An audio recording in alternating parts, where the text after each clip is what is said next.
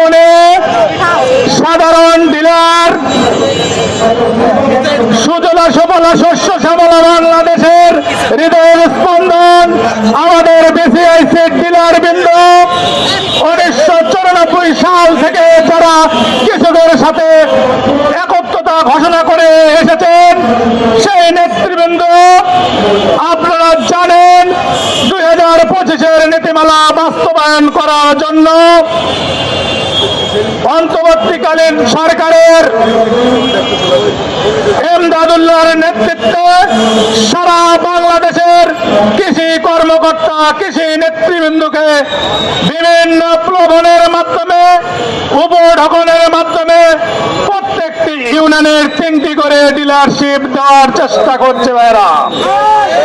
আপনারা জানেন 3টি করে ডিলারশিপ দেওয়ার চেষ্টা করার উদ্দেশ্য উনি ষড়যন্ত্র করার চেষ্টা করছে। বর্তমান গণপ্রজাতন্ত্রী বাংলাদেশ সরকারের মাননীয় প্রধানমন্ত্রীকে আমি অনুরোধ করব 1994 সালে থেকে বিসিআইসি অনুমোদিত 7 ডিলারের নেতৃত্বে যেভাবে সাধারণ কৃষকের দ্বারাই সার দিয়ে আসছিল তখনই একটি ষড়যন্ত্র করে সারা বাংলাদেশকে বিভ্রান্ত করার চেষ্টা করছিল। তারই ধারাবাহিকতা 111 সৃষ্টি হয়েছিল। এই 111-এর সময় তথাকথিত তখন 111-এর সরকারের নেতৃত্বে কি করেছিল সাধারণ ডিলারকে যারা বিভিন্ন ভাবে সিন্ডিকেটের মাধ্যমে তারা করার চেষ্টা করছিল। সুপ্রিয় ভাইরা, আপনারা জানেন আবারও আমাদের বিএনপি সরকার এসেছে। গণপ্রজাতন্ত্রী বাংলাদেশ সরকারের মাননীয় প্রধানমন্ত্রী জনাব তারেক রহমান এসেছেন।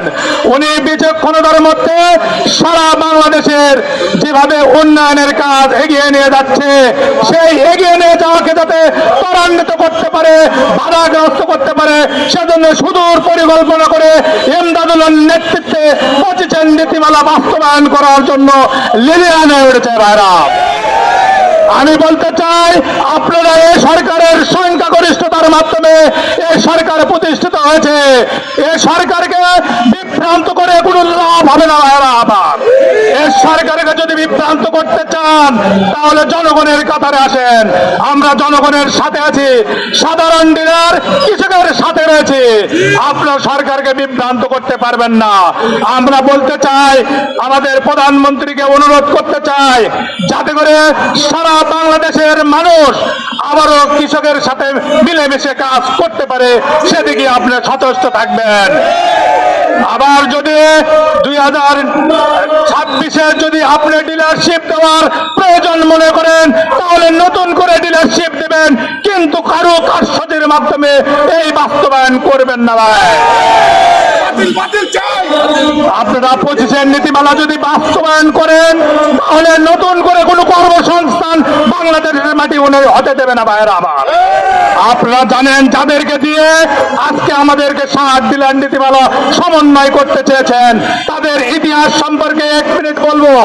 1967 সাল থেকে বিআরটিসি প্রতিষ্ঠিত হয়েছিল। তারা একমাত্র বীজ ডিলার হিসেবে রূপান্তরিত ছিল। তাহলে বীজ ডিলারকে বীজ বিক্রি করুন, আপনি আপনার কর্মসংস্থান রয়েছে।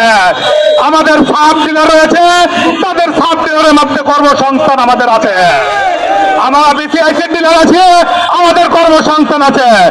আপনি যদি সারা বাংলাদেশের আরো 3000 ডিলার দেন 5000 ডিলার দেন তাতেও কোনো আপত্তি নাই।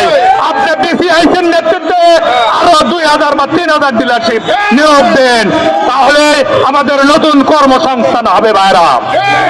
আমি আজকে প্রধানমন্ত্রীকে উদাত্ত আহ্বান জানাবো। আমি আমার প্রধানমন্ত্রীকে করজোরে অনুরোধ করব যাতে করে 25-এর নীতিমালা সম্পর্কে